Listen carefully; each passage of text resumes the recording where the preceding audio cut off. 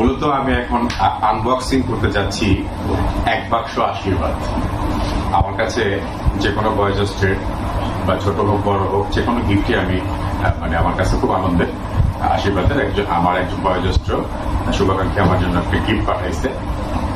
আসলে আমাকে ক্লিয়ার করে নাই, আমি জানতে চাচ্ছিলাম যে আম্মা জানের ভিতরে কি আসে। তো যাই হোক, চলেন সবাই মিলে দেখি যে আমার আম্মা জান আমার জন্য আসলে কি পাঠাইছে। ও পাতা কি হতে পারে? আম বা লিচু, তাই না? লিচু পাতা যেহেতু, আমার মনে হয় এটা লিচু হওয়ার সম্ভাবনা বেশি। So let's find it.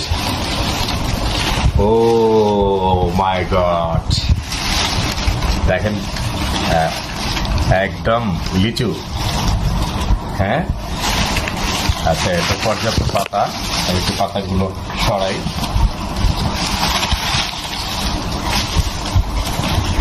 মাশাআল্লাহ মাশাআল্লাহ। হ্যাঁ, কতগুলো লিচু! আসলে আমি একসাথে এতগুলো লিচু কখনো কেনা হয়নি আমার।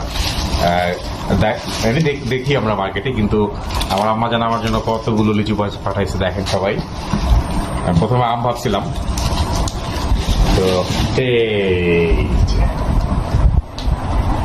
বিশ্বের সবচাইতে কি বলে যে ডিমান্ডেবল একটা ফল।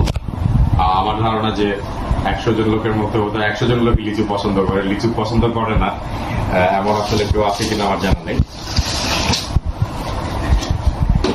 আমার আম্মা যখন দেখবেন, এই যে দেখেন আমি 2 হাতে আপনার লিচু মানে একা খাচ্ছি, কিন্তু একা খাচ্ছি না ঠিক, আপনাদেরকে শেয়ার করতে পারতেছি না, কিন্তু দেখেন কি সুন্দর।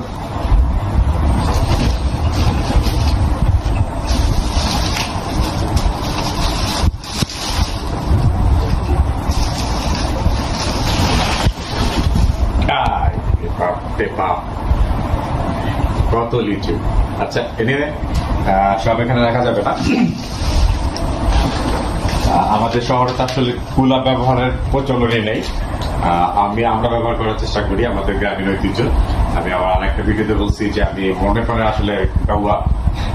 সো থ্যাংক ইউ আম্মা জান, সবার দোয়া চলে আসেন বাসায়। আল্লাহ হাফেজ।